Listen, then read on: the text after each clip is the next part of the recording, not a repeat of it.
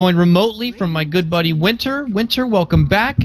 And are you ready to cast Alliance versus NiP? Now, Alliance is a team you used to coach, right? Or just kind of help out a bit? Yes, I was coaching like 2 months for them. So, with your expert Alliance coach, analysis and intel, now that we have the old Alliance squad back together, with the exception of my nuts getting involved now, it's going to be one of those games, Winter. I hope you're ready to cast the game of Alliance with me. I can't help it. That's just going to be the first of many, don't worry. But they looked pretty good in their last matchup, and, probably big props. They gave Bulldog his Nature's Prophet, which has been known as the cardinal rule, as a no-no. This time in NiP, when to risk any chances like that, they put the first ban on the NP himself. I know the cardinal rule. You face Alliance, and you don't ban Nature's Prophet, and you don't ban Nature's Prophet, and Alliance pick Nature's Prophet, and you think you can counter Nature's Prophet, but you can't. That's pretty much exactly what had happened as well in their last game when they went toe-to-toe against Na'Vi. And it was hard to watch, and Na'Vi didn't make the ban, and I don't know if they understood it was a best of one. You don't get a second chance after you let it go. And then Bulldog did go on a tear. But let's see how NiP are going to be able to fare. Look at Alliance. They're still putting emphasis on Leshrac to get a first pick, and they followed up with a Darkseer, who I still is a pretty damn good hero, even with his intel production. I remember the past few days when I was burning the midnight oil, trying to watch the games, I actually noticed that Alliance hero picks have been the far more differential compared to the other teams. NiP is the team that prioritizes picking Keep Up Alive. They like to run, I think Seal Kid plays their sort of an off-lane duel with Jonas' husband.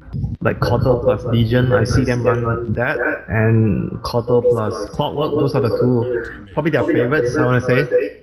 And they are not afraid to pick anti-mage this early on. And because of good reasons, they see Lesh and Darkseer, two of the biggest Mana Voids targets that you can actually dream of as anti-mage. Now, I gotta be curious because, well, I am the Coddle guy after all. Why is it NiP favor going for Coddle? Is it because it suits the play style that they typically like, which is something like this, where you have an AM who's pushing for the late game, and you need someone who can kind of stall things out and relieve pressure a bit, and can kind of be the taxi service to get the core farmer to the farm? Because Coddle, though on paper it looks like he got a buff with the cooldown reduction, but I have to say I played it firsthand, and being able to clear out those waves, especially with the siege units and catapults, is now very difficult. You cannot blast them down whatsoever, and you're stuck just auto-attacking. It feels like a nerf though in some ways, because and there's also one important thing, because when, say, the opponent is pushing with a siege creep, you used to be able to blast it off and the backdoor regen kicks in after that, but right now you can't do that because there's still a siege creep. So I feel it's a very big nerf towards Kotal in general. I agree. Even though he did get a buff with the chakra, I feel the buff is just very minor though. It doesn't. I don't feel it changes too much. I don't think it's like Ice Frog saying, "Hey, I added this new mechanic to his chakra magic last patch, and you guys didn't really do much with it, so I'm gonna add an extra second off and see if anyone starts to really have some fun." Because you can double blinks, techies could do double mines now. If you put Coddle with a CK, I think you got double stun, Rift. It's nice. Double bolt on Zeus, maybe one of the the biggest bursts you can actually get from the chakra. Yep. But for now, you were talking about Kotal. I think Kotal just suits how NiP wants to play the game. They want to go for the split push with Eunice constantly lurking around trees, trying to get a pick off, and Air just doing his thing, farming, trying to get 6 slot as fast as he can. And the whole team is just basically, and Limp is going to be on that designated spellcaster, trying to find openings, trying to make space, trying to just find solo kills. So I feel Kotal is just a hero that just suits their team. It's not just about the hero getting those small little buffs or nerfs, but it's just about their play style. It plays to their strength as a team, I feel. And they get the AM, which you would think, and this is like the opposite almost of what we were just saying with Coddle. You would think he just got nerfed based on the changes that were given to AM himself, but I feel like he's also almost been somewhat buffed overall. This might be my opinion, but his items have been increased quite a bit. Manta's better, Heart's better, True. Moon Shard's cheaper. I mean, these are all pretty nice things for AM usually in that mid to late game period. I think those are really underrated stuff, you know, like sometimes it's not a direct buff, but it's also an indirect buff that makes a hero stronger. And part of the resurgence of all the late game hard hitters is also because of Moonshot as well, because you're able to build one more extra item on the cores, you know, like anti-mage. And there we go, the Keeper of the Light. Wonderful, wonderful. Man, I like that. I like that impression. I'll give you 10 out of 10 on that. 10 out of 10, I'll take it. Yeah, it's interesting. I mean, don't get me wrong, I'm happy to see people give the hero some love. Yep, so they're probably going to go for either the Clock with the Cotter or the Legion Commander. I actually personally would favor the Clockwork because it actually works better against the Lash. You can actually zone him out, and because because you're laning with a Cotter, you'll probably have a very good chance of getting a good start, so you can actually get an early blade mail. So in that regard alone, I would feel like Clockwork will actually work better than the Legion or the Axe that NiP likes to pick for Eunice. Is that what they typically do with the Coddle? I know you were going how it suits their playstyle, but they like to run it in the off lane, like in an aggro setup. I love it that way. I think it could be very frustrating for the opposing and it forces you to be unable to pick a carry that doesn't do much in the lane, though. Because you get harassed so much, you sort of have to pick a carry that is able to self-sustain. If you pick a hero like Spectre, since Spectre got buffed this patch, he's pretty strong. But Spectre against the Cotter lineup, that is like a true nightmare. They're actually going to go for PA, which is somewhat of a better hero to kill Keeper, because you can close the distance when he's charging Illuminate from a far range. When you're in the laning phase, you can keep spamming daggers to him.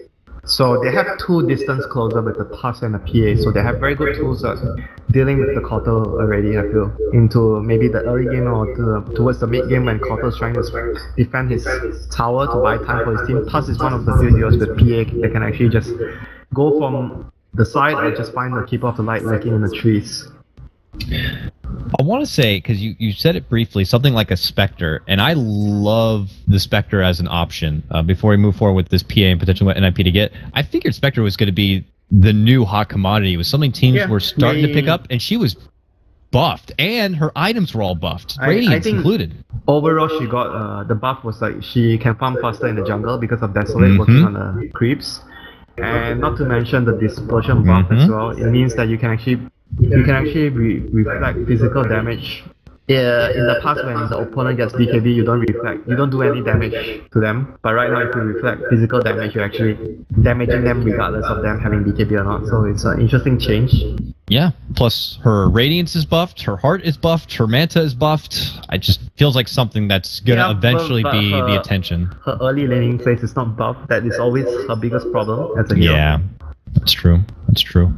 So let's see what NiP goes for Eunice here. I kind of expect them to pick his hero first, probably, because it still allows that if they pick the offlaner here right now, you're not sure whether the Lina is a core position or a support. They can still rotate around. If they pick another support here, it would actually mean the Lina's mid for sure.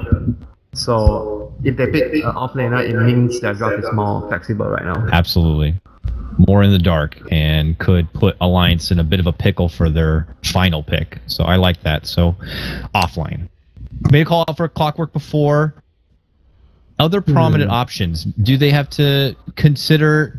I love the Clockwork because you can get that rush to the Blade Mail, which could be a problem for Lesh.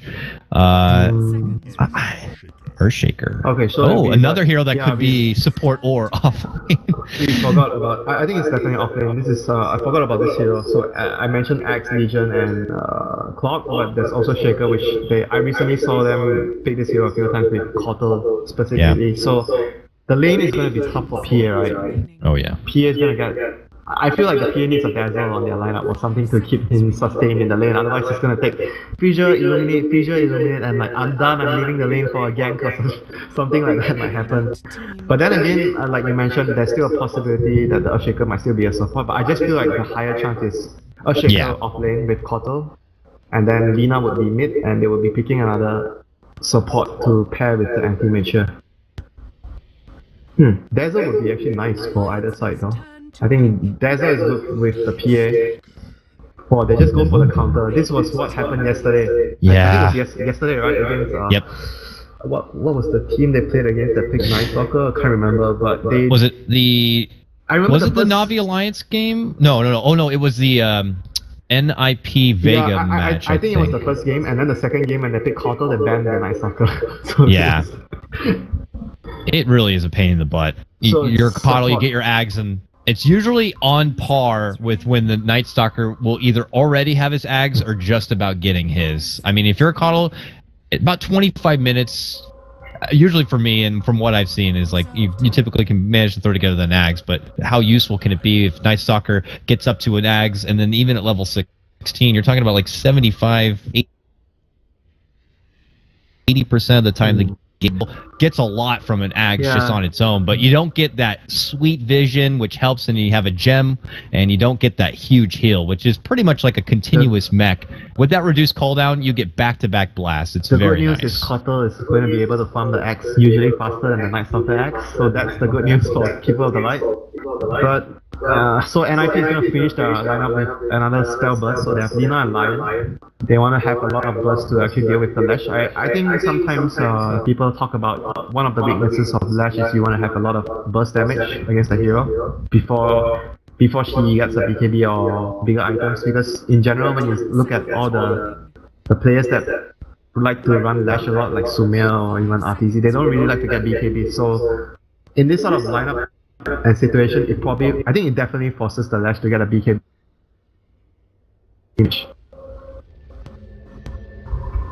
No, I am fine, my friend. I'm actually gonna tell you something interesting that's happening. Lash is a support, Arcade is playing it. He currently teleported to the lane to place a ward, and S4 is actually playing Night Stalker mid lane.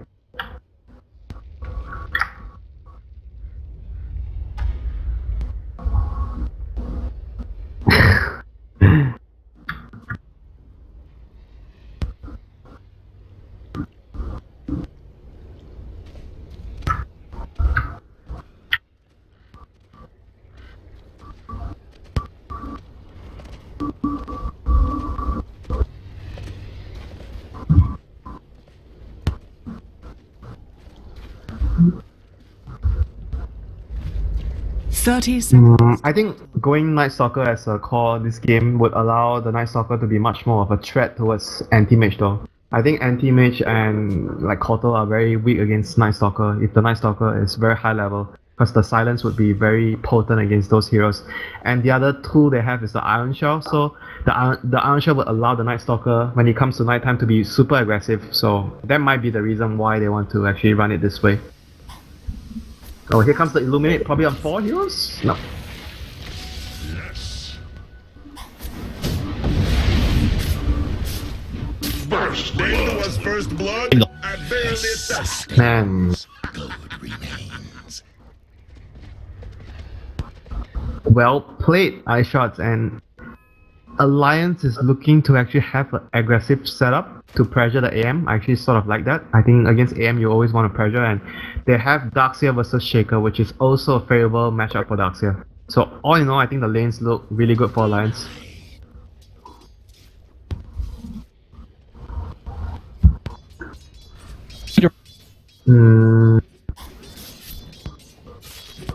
Denied. I don't think they can do too much though. If you put Kotal top with Shaker, it doesn't do, like Darkseer doesn't care, right? Double Iron Shove the wave, push it up, then farm the jungle. He rings repeat, so he keeps doing that. And right now, NiP have a Lion support as well, so their lane is actually pretty vulnerable towards the gang. Like what Alliance is looking to get right now is immediately securing level 2 on Tusk. Then with the level 2 with the snowball, they can easily get kills on the Lion and the Kotal.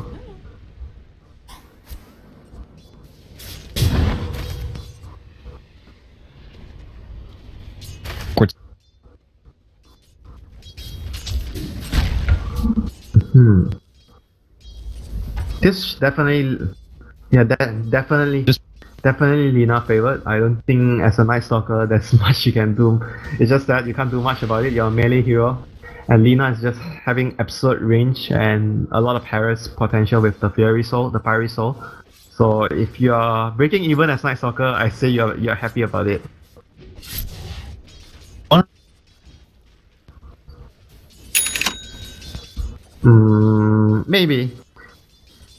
Maybe he can actually try and go for a kill when it reaches the first night. But before that, I really don't see anything happening unless this Tusk is able to actually... He's still level 1 though, so I'm pretty worried about the Tusk roaming too early. I always wanted to see... When I see Tusk, I always like favor the Tusk roaming when he has level 2. That is the point where Tusk is really, really powerful. It's just like CM when you get your first fight in your Nova, so you actually much more effective when you roam around to get kills. And the ward would actually spot out everything, so I think Lim should be fine having the intel. He probably should have gone for top, the kill on top though. But the good thing about having this ward here for Alliance is because NiP saw the invis, so two lanes have to play very passive, the top and the bottom lane.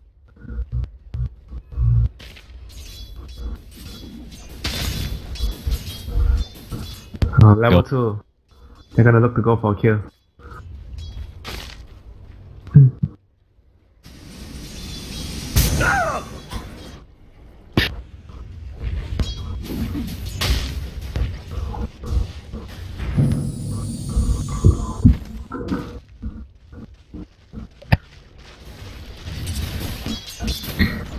It's more balanced.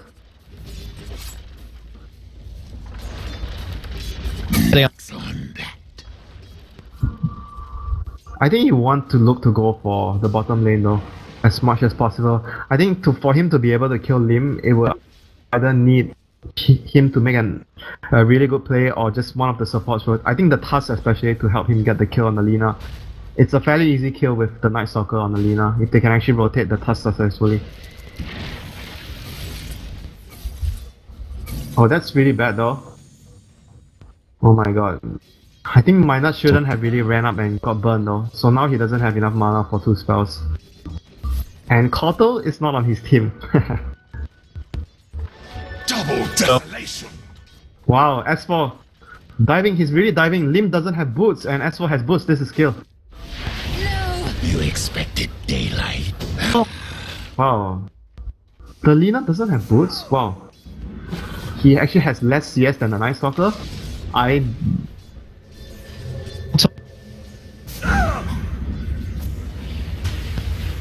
Double kill. Hell's Gates. Nope. S4. He went top after getting the kill on the Lina though, so that was really good movement by him. But I really did not expect him to be on par with CS with the Lina. He was even ahead before that, and Lina not having boots and Night Stalker having boots allowed that kill to happen. That was really, really not something I expected.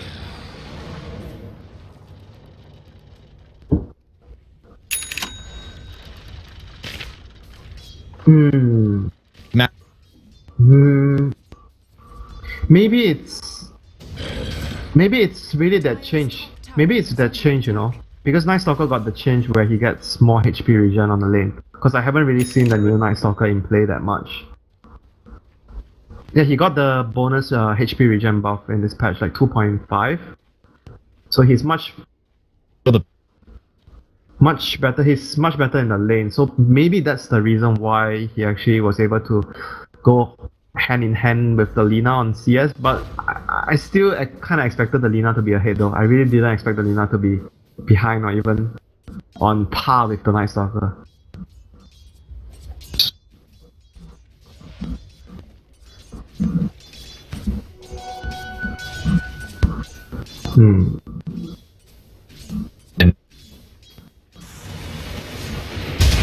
Night silence.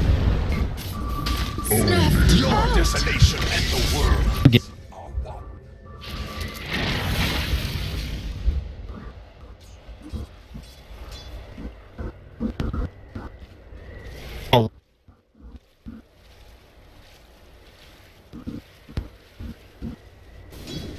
Oh, Eunice is dead.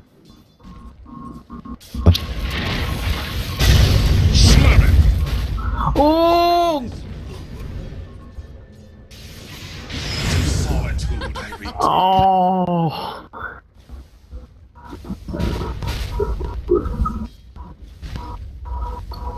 Craigasm, my friend. They missed the stun though. He needed to connect, and I'm not sure about using the shots there though, because he only had mana for one spell. If he actually used the snowball, I understand that Ice Shots was level 2, so he probably felt that was more damage. But if he had actually used his snowball instead of the shots, it would have actually secured Arcade to actually land his level 2 split elf. I think that would have ensured nothing weird would have happened if that was the case, you know. The snowball into the split elf, no chance for the Shaker at all. But because he chose to go for the shot, and he was counting on Lash to land a stun, and Lash didn't land a stun. Oh my god. But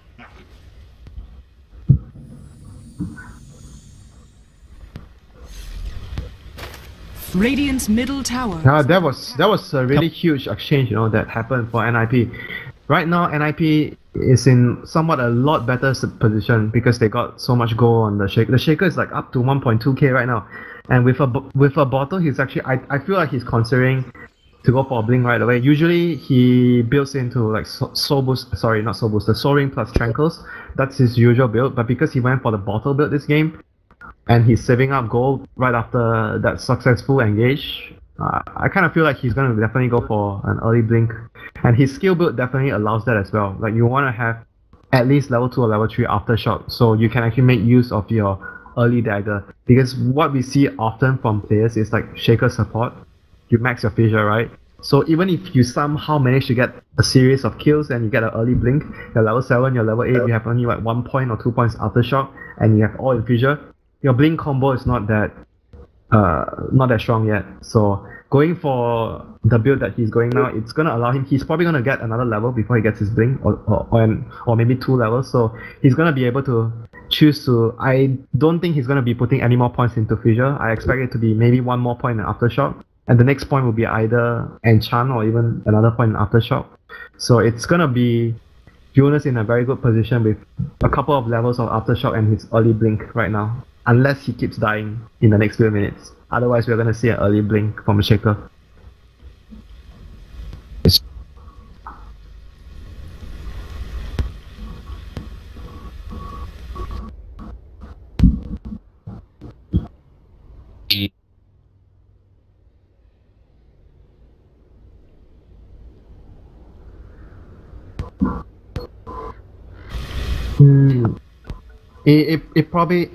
It probably happened because he disconnected just now, I think.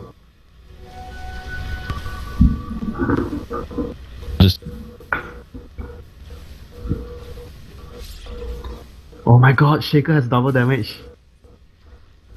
It's just level 2 enchant, but it's still gonna be very, very powerful. Yeah, it's still very powerful. Look at his damage now. He's doing 200 damage and plus... Radiant's top tower is under attack.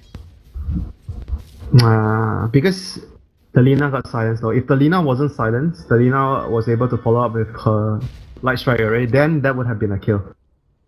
Man, look at the damage, he's like 300 per pop now with the enchant. Hey. Yeah, as for knows, he knows what's up. Because the Shaker, it's also happening because of the ward, you know, they have a lane ward at top, so they don't really see the Shaker there. So, and Shaker was like moments ago just middle dropping a fissure, so he kind of expected the Shaker to still be at mid. So that was really good game sense, and Mynuts is going to scout out the easy pickings of the supports, the Cotter and the Lion. Man, they are just...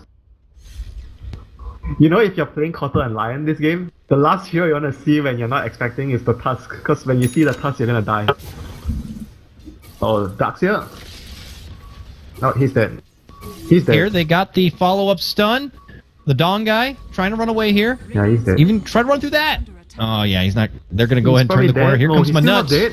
There's still Mana Void. Oh, they turn around, Mana Void. Bulldog's still fine. He's making him work for it. The blast will come through, though, and get the finishing blow from Seal Kid. Wow. A follow-up takedown. Arrow will grab that one. And NiP string together another couple of kills. This puts the game back even, 5-5. And that duo is back at top lane, Winter, with the Laguna, ready to go. They're hoping Loda gets a bit careless here. They have a lane ward, that's all. They have a lane ward, that's all. Yeah, it was demoted by NiP, but Loda knows what's going on. But there was an important Illuminate to get off there in the last engage where it allowed Era to actually get the kill.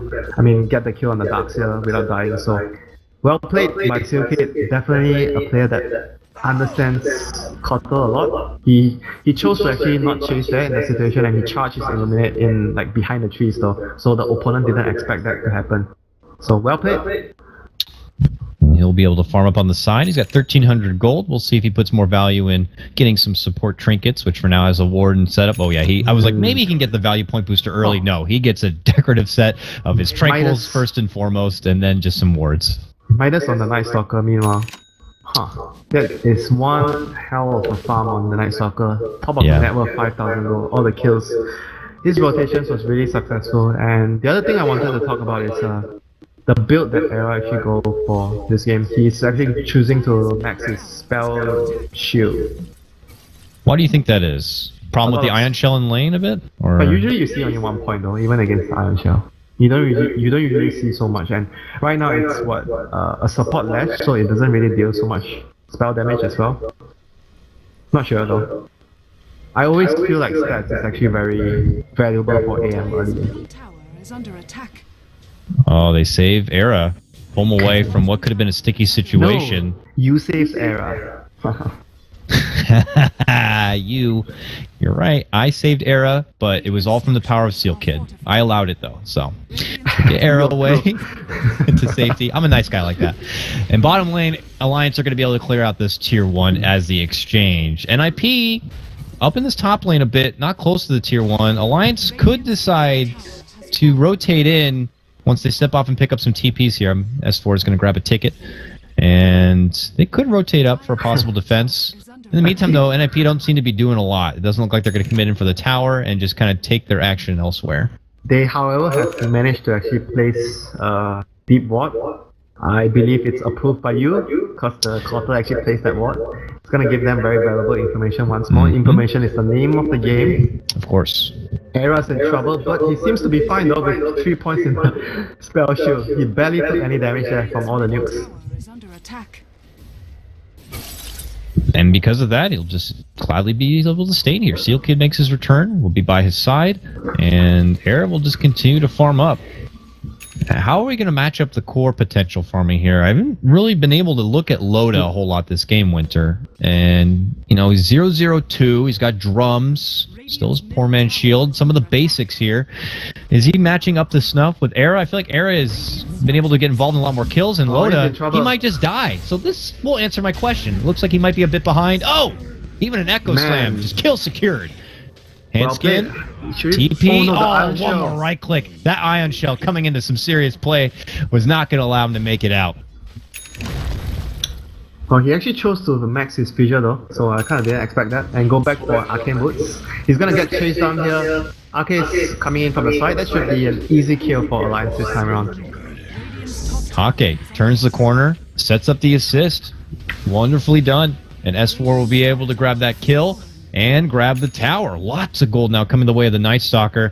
Mid lane Night Stalker, is the build-up somewhat similar here, Winter? Do you still go for an Ags, or do you go more fighter? I actually feel it might actually be a good idea to either get a BKB or get an Armlet though. I feel like S4 is one of the few Night Stalker players that likes to go Armlet though. I know in the past, even when I was at their training house, he likes to build Armlet on Night Stalker. You know, it's one of his favorite items on Night Stalker. But like you mentioned, the staple builds will obviously be building the Aghanim's. Ooh, they go for Era, and they get a 2-man stun. Handskin lines it up beautifully, and my nuts. Gonna get Lagoona'd. Monster, I almost called him Monster Loda. Monster Loda is going to be able to blink strike to Bulldog and get it away from that fissure trap. Now they look for Seal Kid, the weak Coddle. Limp goes in. Beautiful vacuum from Bulldog. Will pull him towards the wall and cancel the TP, and it secures a double kill for S4, this Night Stalker. Man, this Night Stalker plus Darkseer is so strong right now at this stage of the game. I'm not sure if Loda is going to finish more items that will allow him to fight. Yeah, I was expecting a Blitz. He's going to build a Blitz. It's gonna make the Night Stalker, PA, Darkseer trio. This trio will be very strong. Iron Shell on the PA and the Night Stalker with Blitz, Lifesteal, and a ton of armor. Man, that is going to be really hard to stop, and once they get their BKBs, and it's going to nullify a lot of the spell damage that NiP has, so BKB is going to be the timing where Alliance are going to look forward to take more fights later into the game. And do you think though that NiP should be able to respond to that? Let's say if Jonas is able to throw together his Blink Dagger, which is coming very soon, Winter. He's got about nearly 2k gold. Is that enough gunpowder for NiP to be able to kind of deal with this prime period of Alliance? They have the Night Stalker though. If Night Stalker chooses to go for Axe right now, Axe is very good at countering heroes like positional heroes like Shaker or Sand King. So it really depends on what the Night Stalker chooses to go for. I think BKB, Axe and Armlet could be good choices here for S4. He's saving up gold though. He might actually want to build the BKB though. I'm not sure though, because BKB has so much value in this game. There's so much spell burst from NiP. Ooh, he'll snag up that 16-minute rune, which wasn't invis. This is safe zone for NiP right now, daytime. And it's gonna be some time where they can actually look to farm up their cores, especially the use. Lina's going to be looking to complete the use. She's really poor this game round. Lim is just not having a good game. Yeah, the Yules is just taking a bit too long for a mid lane Lina. Getting onto that 17-minute mark, they are just not matching their quota that they would like to be at. He's saving 3 for AK gold though. I think it's gonna be BKB. S4, on S4 I mean. Yep, he's buying it all up now. Oh, Agnums, no, he's got the 3 components for the Ags. Okay, so he waited really long to... Because usually if you're building an Agnums, I think he was still thinking about it. If you really wanted to build Agnums from the start, you would have at least a point booster in your inventory, because it doesn't make sense that if you just decided you want... if you decided to build an Agnums from the start, it's just weird not to have the point booster from the get-go, you know? I think he just sort of decided at the end he wanted Agnums more. And the Agnums on this Night Stalker is really good. Still just at level 2, but I mean, you're talking... It's going to be a sad day for your Disciple. Immediate nighttime and Limp is dead. Before even nighttime can fully settle in, Limp is gone. And now it's just Jonas and Seal Kid. Where the hell did Arlena go? And they have to just get the hell back and away. This nighttime, though, restricts the vision so much. You look at their vision now, they can't see anything. Even their little aggro ward. They can go for Roche with the Vlads on the PA if they choose to go for right now. I think they have definitely enough tools to make sure that the Roche is actually very safe. He's gonna complete his items now, so if they want to go for Roche, it's a good time as well. Let's see what they do.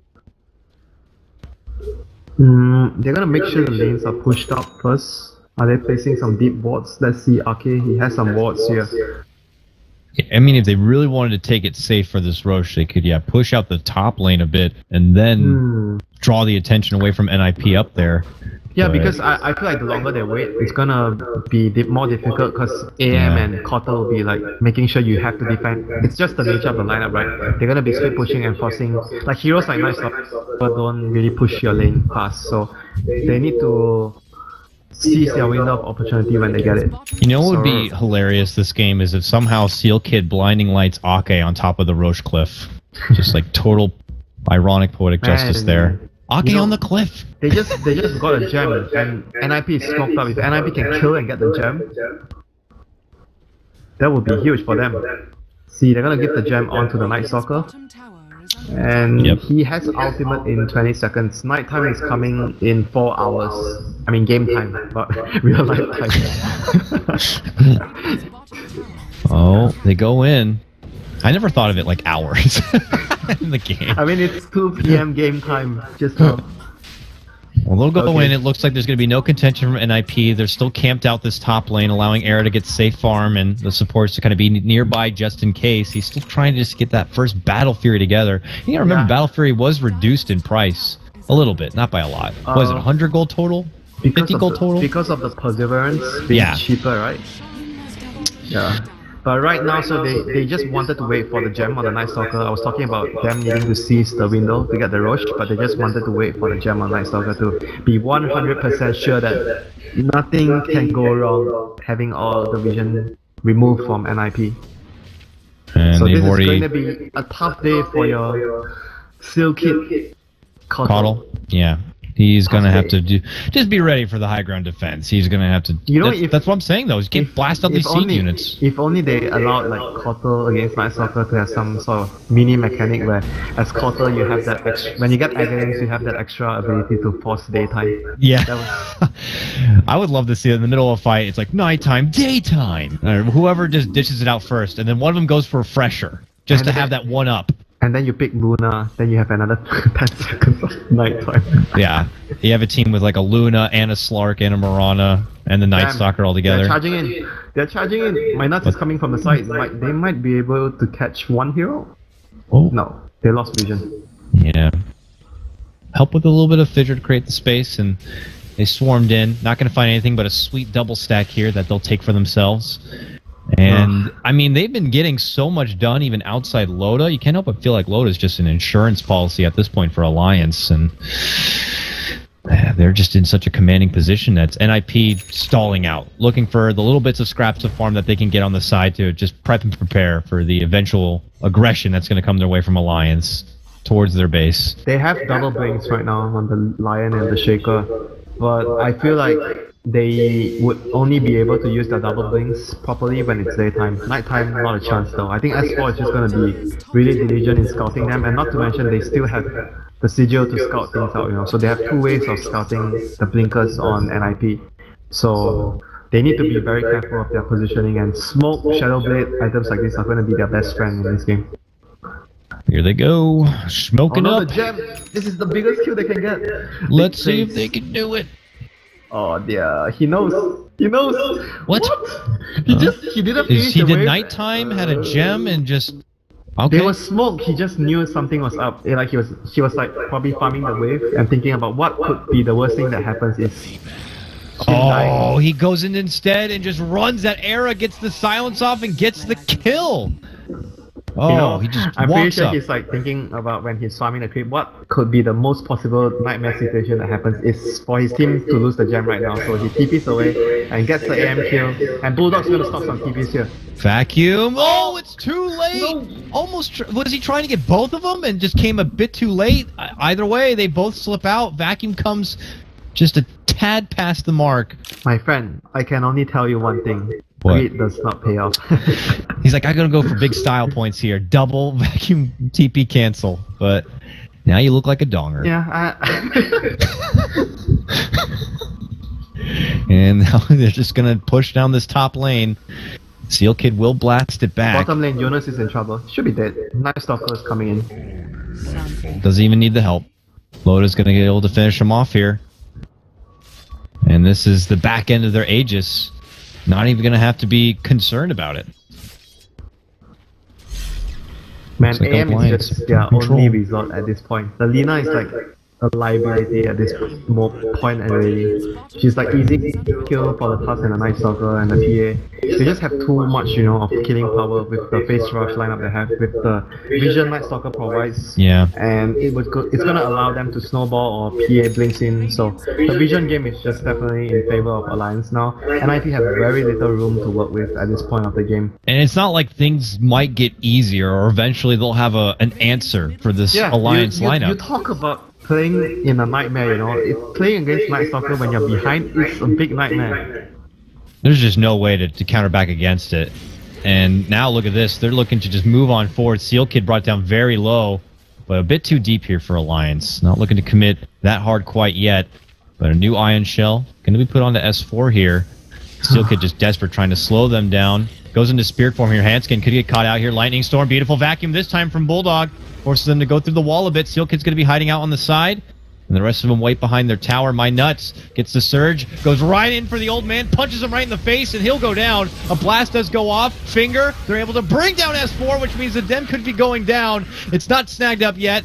Era's still standing right on top of it. My Nuts runs out the other way. Ake is going to get annihilated. Double kill, though, for Loda. In the meantime, could get a triple here with one more click. Gets the triple. Long dagger onto Era. He's going to try to make him escape. Yeah, he slips out away.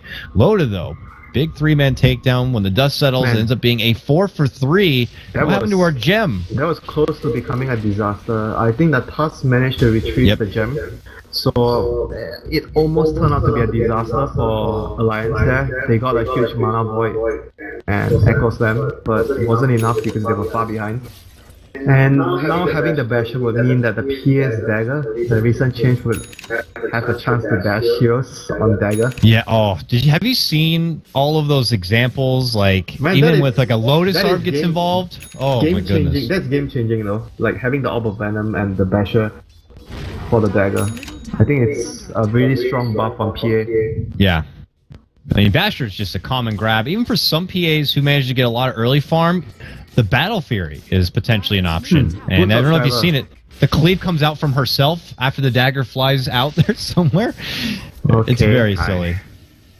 I didn't know you can do that, but right now Moda has actually chosen to go for Boots of Travel, which only means that they want to continue fighting because he's not getting any more farming items. He's just going to rely on his items being able to fight better than AM. AM is looking to want to drag the game along as much as they can, and PA is just looking to get fights going for his team. So a very distinct, different playstyles from both of the carries at the moment. Well, how much time do you think NiP are going to need that they'll feel comfortable enough to either contest or push on their own? 80 minutes like last game? A long time, my friend. A long time. It's going to be a while. So if you're rooting for NiP, you're rooting for a long game. And if you're rooting for Alliance, things are going swimmingly already. They just need to keep pushing this kind of tempo so that they can close this one out so they don't have to worry about this AM potentially being a problem. But it's not going to even be super easy for Alliance. Once they manage to break through these tier 2s, there's a pretty strong high ground defense from the side of NiP. There's always the fear of the blinking Echo. Coddle, as we know, is very good at kind of keeping off pressure a bit. Yeah, going back to that point, then maybe I'm actually wanting to think that Bulldog might actually want to build a pipe to help them actually deal with the high ground siege though. It could be a good idea. It's against the Cotter is always something that you keep in mind when you're sieging. You want to have a pipe. And if you look at their lineup, Bulldog is the most ideal candidate to get it. Yeah, without question. It'll be weird to see someone else get it though. Maybe on S4 it'll be weird. Yeah, I don't know. These players these days, like last game, you hope to see maybe a potential item, and then they pull out a Mjolnir or something, and you're kind of like, what's happening? Here goes Nightfall though. Alliance not going to get the grab on anyone. NIPC Knight, and they're like, we're out of here. I don't like that. It's like nightmare mode turn on, and everyone just backed off. Time to farm somewhere else. It's so difficult to play though when you're behind against Night Stalker. I can't stress this enough, especially a core Night Stalker. Oh, I know. I play Coddle plenty, and then you're going against the Night Stalker. You just hate life. It's so difficult because you feel like you get the feeling that you're slowly choking to death with the Night Stalker constantly missing and removing all your wards, and you're like, oh my god, that's my last ward on the map. Because it's not like you can even just like, when you're going against a team that typically has a gem, you're like, okay, this will change a bit how I want to place these wards. You get them up on like a cliff top, so it's not easily spotted, but Night Stalker has that unobstructed vision, and there's just no safe ward, no safe vision. Because you become blind when he turns on darkness. It's just ridiculous. It's like, he's forcing you to have your shades on during the daytime. Now, what are the shortcomings, though, for a Night Stalker? Is it just his late game potential can fall off if it eventually gets that long? I don't think he's that weak, though, late game. I think his shortcoming is he's not able to push lanes very quickly. Okay. That's fair enough. Oh, man. Uh-oh. Turns for Handskin. Snowball comes in. My nuts with the uppercut. Handskin gets a nice two-man stun. Seal Kid annihilated with the help from Ake and Loda. They shred him apart, and they'll still get the grab on the Handskin. The support duo will go down from NiP, but it's space created. Limp is trying to push the mid lane tier 1. Almost able to get it down. He might get caught by the Night Stalker, though. Night Stalker's behind. He's got to get in quick and get out of there. Ah! He's coming. He's dead. He's coming. He's dead. No, it's like Dracula going after the young mistress. Get over here. Limp is running for his life, but it looks like he might be safe near Jonas, who could get a Fisher, but S4 catches up. Dracula's here. It goes into an Echo Slam, but it's only a one-man Echo. I don't think this was the move. Jonas will retreat. The damsel has been destroyed. Boost of travel on PA, paying off big time there. paying off big time, my friend. Yep. Traveler. Oh, to the high ground. Oh, cancelled. He goes down. Man, those rotations for an S4, spot on. Really, really That good was rotation. like a 1930s old vampire horror movie, just slowly panning out in front of our eyes. The long-winded chase. The lady finally falls over. I actually goes just down. watched a vampire movie a few days ago. Oh, you're so brave. Hotel Transylvania. What year was it put out in? I've never heard of that. No, it's an anime. Oh, it's an anime. Oh. We'll go into the pit, and it looks like Alliance are going to be able to secure another Aegis for themselves. I feel like the opportunities here for NiP continue to become few and very, very far between, if any between at all. Era, how has he been farming up? He's got 2k gold on top of his Manta and Battle Fury, obviously still holding that other ring for a potential Vlad's. But we will have to probably say again, it's just a long road ahead of him here, Winter. For this AM to kind of put the whole team on his back at this point, I just don't know. New I'm not sure if he Aegis. has the time though. Is under attack. Time is not his friend right now. Nope.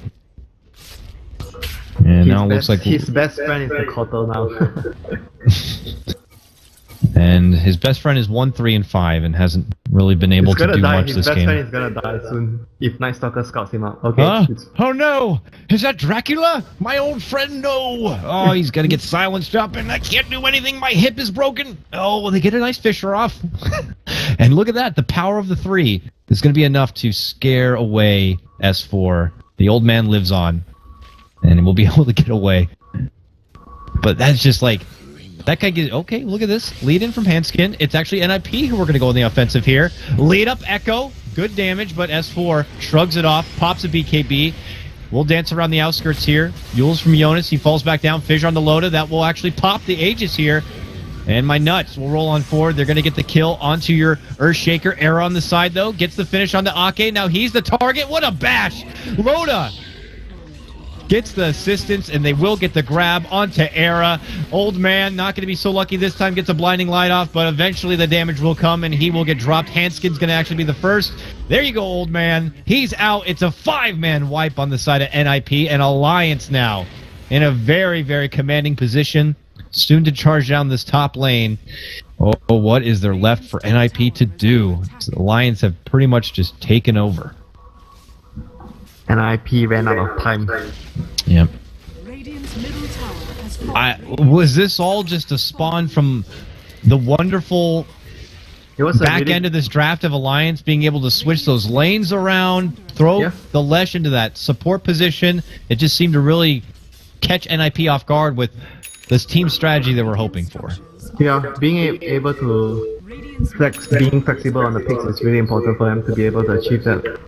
So it's also because of AM, you know, a lot of teams that pick AM don't get punished, and Alliance chose to go for a really good approach this game, pressuring the AM from the start and getting favorable lanes. So even though Night Stalker versus Lina was not a favorable lane, but he made it favorable as well. So essentially they won all 3 lanes in the laning phase. Yep. And even doing some warding job for his supports though. This Night Stalker is gonna be loved by the supports. Now we look to NiP to continue to take... This is the sad part, especially when you're a support. You're looking at NiP side, there's only so many comfortable places you can go out and farm, and you usually have to move as a posse. And with what little farm you got to give it to your AM, which means everyone else is just to be starving with breadcrumbs. You know, it's like you're putting all the prisoners in one cell, and you just put one plate of food inside. Exactly. And they're like, I guess we'll give AM the bare chicken bone, and we'll just get the bread. They just can't get anything. And they're giving the Kotal the salad. I don't even know if prisoners would get salad. That's a bit too nice for them. Well, Yule's on the Era here. Are they going to get the follow-up stun? They certainly will. There's Lightning Storm. He gets the Manta off, but eventually Era, it's just way too much. And he will be able to blink away to a bit of safety, but the snowball's coming on through. He gets another blink off. He continues to live. Hanskin actually the first target. They get Seal Kid as a follow-up. Jonas then thereafter. Then it's going to be Limp. Bop, bop, bop, bop, bop. All 4 go down one by one. Era actually somehow is the lone survivor, but Alliance just showing that everyone else outside of this AM is a non-factor in this game right now, at least compared to them. And it's eventually just going to be them bullying in. Loda gets the mid lane covered here as the rest of his team starts charging down the bottom. Yeah, if you're NiP, you look back at this game, I feel the turning point is not being able to win mid lane though. I think that was the most crucial point. It's just a typical NiP draft though. They always draft like this. It's just, I feel the middle lane didn't really go as planned though. That was the biggest turning point. It allowed the Night Stalker to be such a force in this game though. He had such a good start. And it's against Alina though, one of the best laners in the mid lane nowadays. Gotta give credit to Alliance, maybe just doing that extra bit of study work on NiP, recognizing their usual playstyle, and whether it's something that was premeditated, making a draft and then a role swap like they did here, or just something they do on the fly, they have come very, very prepared. And for NiP, they're now just kind of looking at potentially their Nanyang life expiring before their eyes, unless Era can still continue to get that time to farm up. But as we said already a lot, time is just not on his side. And Alliance can continue to just take fights when they feel is necessary and beat out anything NiP offer as resilience. AC now even complete on my notes. Wow, the support pass has an AC? Mm-hmm. At that same moment, Basher. Man, how he has so much net worth? He's like, what, almost 10,000 gold. And he doesn't even have that many kills. Only 2. 11 assists. Help a little bit, but yeah, I guess just the Roche kills, a couple of towers. Yeah, and being around the fights when it happened and surviving the fights will give you a lot of gold. And because of that, and many takedowns on Era, who's the top net worth for NiP, he's been able to get some serious utility here. And that makes things even worse for NiP. And S4 sporting a Basher now. His right click starting to get a bit ridiculous. Era's going to be able to slip away in this top lane. He'll go back to base. And for the rest of his team, they're hanging out in this powwow bottom. They're going to smoke up and go on the move here. What's the objective winner for NiP at this point? Smoke and move? They're hoping for a pick or something. The same objective as what the whole game, buy time. You smoke whatever they're doing right now is in hopes of getting a kill and buying time. Can they get the kill though? Uh-oh. I don't think so. S4 scouts the intruders, pops his BKB, annihilates Seal Kid. Hanskin's able to make it in, gets the finger off onto my nuts, but Hanskin gonna be punished soon. Era comes in, gets Yulesed up, Abyssal Bladed. This is just domination. Jonas able to get the echo off, but there's going to be the Tau thrown in from NiP. Not really surprised about that. Alliance came to play, and they win 34-11. NiP are out of the Nanyang Championship, and Alliance continue. They're back, winner. Alliance is back. Tell the world. Just one game, my friend. Relax. I know. Just trying to hop on the bandwagon like everyone else. They are victorious from their Swedish El Clasico, I want to say. The all-Swedish battle. You're right, yeah, the double Swede classic here. And it's going to be Alliance as the superior Swedes in this matchup. Very well played, and it all stems from the start of this game, the draft, and the way Alliance had flipped the script. Just seemed to have NiP off their groove from the start. Yeah, I think being flexible is one of the few traits that would actually differentiate a stronger team, like a tier 1 team and a tier 2 team. NiP, they just like to go back to their comfort zones, and as a result of that, they got countered this game by what they had in their drafts, and Alliance chose to go for a laning setup that allowed them to have a very decisive advantage from the early game. So, well played to Alliance. Well played indeed. And Winter, well played by you. I believe this means you are now done casting with me. It is probably getting pretty late over there, right? It's night.